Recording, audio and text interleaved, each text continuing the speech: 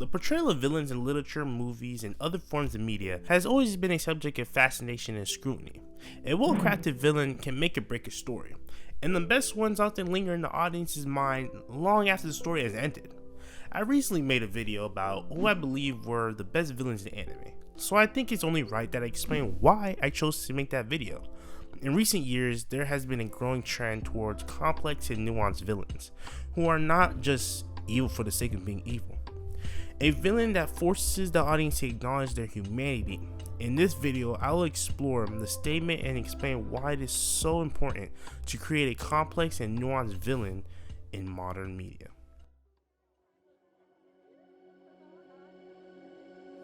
I think it's time to introduce you to today's video sponsor and editors, Asajj Media. If you're looking for a professional video editing agency that delivers top-tier editing services with fast turnaround times, you need to check out this agency.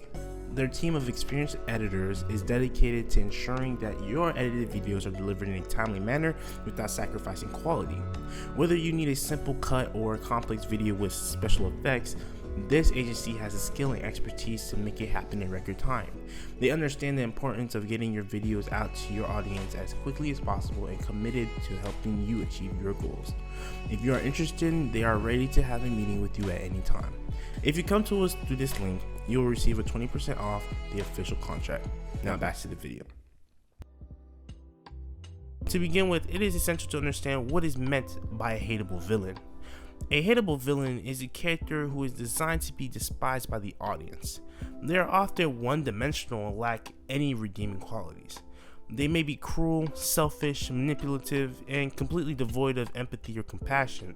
These villains are usually there to serve a specific purpose in the story, such as providing a clear antagonist for the hero to overcome, or to serve as a symbol of evil. They are not meant to be relatable or sympathetic, but rather elicit a visceral emotional response from the audience. Creating a hateable villain is easy because it relies on a simple formula. Make the character as evil and unlikable as possible. The writer can give the character any number of negative traits or behaviors, and the audience will automatically dislike them. This is because hateable villains often embody our deepest fears and insecurities. They represent the worst aspects of human nature, such as greed, power hunger, and cruelty. When we see a hateable villain, we are reminded of the darkness that lurks within us all, and we project our fears and frustrations onto them. However, writing a villain that forces the audience to acknowledge their humanity is much more challenging. We should call them antagonists instead of calling them villains, because calling them villains doesn't really express how well written they actually are. Such a character is one who is not simply evil for the sake of being evil, but who has understandable motivations and desires. They may even have admirable qualities or traits that the audience can relate to or sympathize with. These antagonists often have a complex backstory that explains why they have turned to a life of evil, and they may struggle with internal conflicts or moral dilemmas. Creating a complex and nuanced antagonist is difficult because it requires a deep understanding of human psychology and motivation. The writer must be able to get inside the mind of the character and understand their perspective. They must be able to show the audience that the character is not just a caricature of evil, but a real person with hopes, dreams, and fears. This requires a lot of nuance and subtlety in the writing, as well as careful character development. One of the benefits of creating an antagonist that forces the audience to acknowledge their humanity is that it can lead to more engaging and thought-provoking story. When the audience can understand why the villain is doing what they're doing, they are more likely to engage in the story and become emotionally invested in the outcome. They may even find themselves questioning their own beliefs and assumptions, as they are forced to confront the fact that even evil people are still human.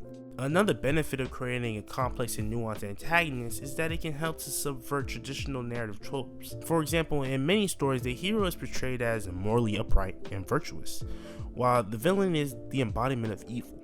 However, the villain is portrayed in a more nuanced and complex way. The line between hero and villain becomes blurred. The hero may have flaws and weaknesses, while the villain may have admirable qualities. This can lead to a more realistic and nuanced portrayal of human nature, where no one is completely good or evil. Creating a villain that forces the audience to acknowledge their humanity can also help to address important social issues. For example, a villain who is motivated by a sense of injustice or oppression may shed light on the real world issues such as racism, sexism, or classism by humanizing the villain.